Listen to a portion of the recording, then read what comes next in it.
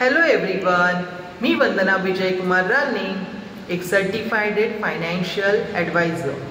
आजच्या या व्हिडिओमध्ये मी आपल्याला म्युच्युअल फंड म्हणजे काय, म्युच्युअल फंड किती प्रकारचे असतात, तसेच म्युच्युअल फंड घेण्याचे फायदे काय आहेत आणि तोटे काय आहेत हे आपल्याला सांगणार आहे।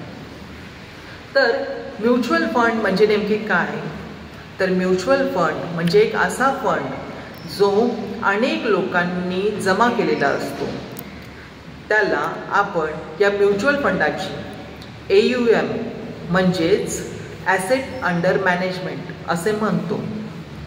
तर ही जमा केलेली रक्कम किंवा फंड जो आहे तो त्या गुंतवणूकदारांना, त्या लोकांना अशा ठिकाणी गुंतवायचा असतो ज्या ठिकाणी त्यांना रिटर्न्स चांगले मिळतील, जास्त फायदा होईल। पण अशा पैशाचे नियोजन करण्यासाठी, या फंडचे नियोजन करण्यासाठी एक व्यावसायिक टीम निवडलेली असते, त्याला आपण फंड मॅनेजर असे म्हणतो। तर हा फंड मॅनेजर बाजारातल्या योग्य संधी शोधून ह्या पैशाचे नियोजन कुठे गुंतवायचे आहे हे ठरवतो, कुठे आणि किती व कसे हे फंड मॅनेजर ठरवतो। त्यामुळे गुंतवणूकदाराला त्याचा फायदा होतो। तर म्युच्युअल फंड हे किती प्रकारचे असते, तर म्युच्युअल फंड हे बेसिकली 2 प्रकारांमध्ये विभागलेले असते।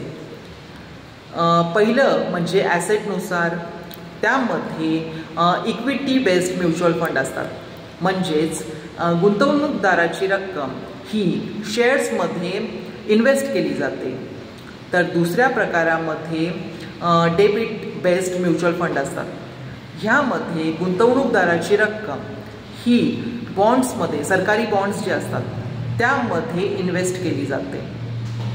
तर तिसरा प्रकार असतो तो म्हणजे हायब्रिड बेस्ड म्युच्युअल फंड। ह्या प्रकारामध्ये गुंतवणूकदाराची जी रक्कम आहे ती थोड्या टक्क्यांमध्ये शेअर्समध्ये व काही रक्कम ही बॉन्ड्समध्ये, अशी दोघांमध्ये इन्व्हेस्ट केली जाते। तर दुसरा जो प्रकार आहे स्ट्रक्चरल, ह्यामध्ये 3 प्रकार असतात। ह्यामध्ये ओपन एंडेड म्युच्युअल फंड असतात, ज्यामध्ये आपण इन्व्हेस्ट करू शकतो आणि सेल करू शकतो।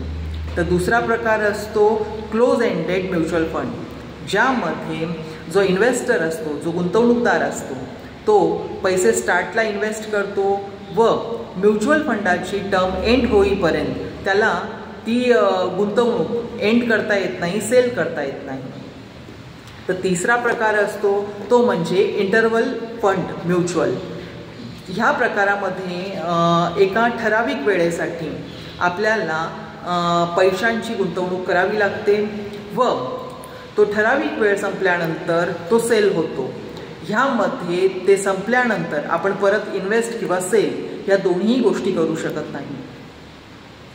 तर हे झाले प्रकार म्युच्युअल फंडाचे। तर ह्यानंतर म्युच्युअल फंडाचे फायदे काय आहेत, तर म्युच्युअल फंड घेण्याचे फायदे हे आहेत की ह्यामध्ये आपण आपला पैसा हा एका ठिकाणी नाही तर अनेक ठिकाणांमध्ये गुंतवला जातो, जसे की शेअर मार्केट्स आणि बॉन्ड्स। दुसरा फायदा म्हणजे हा असतो की आपण आपल्या पैशाचे व्यवस्थापन हे तज्ज्ञ व अनुभवी लोकांकडनं, फंड मॅनेजरकडनं करून घेतलेले असते। त्यामुळे बाजारातल्या योग्य संधी साधून त्यांनी आपल्या पैशाचे नियोजन केलेले असते। त्यामुळे आपल्या पैशाचे आपल्याला रिटर्न्स जास्त मिळण्याचे चान्सेस असतात व आपल्याला कमी जोखीम पत्करावी लागते।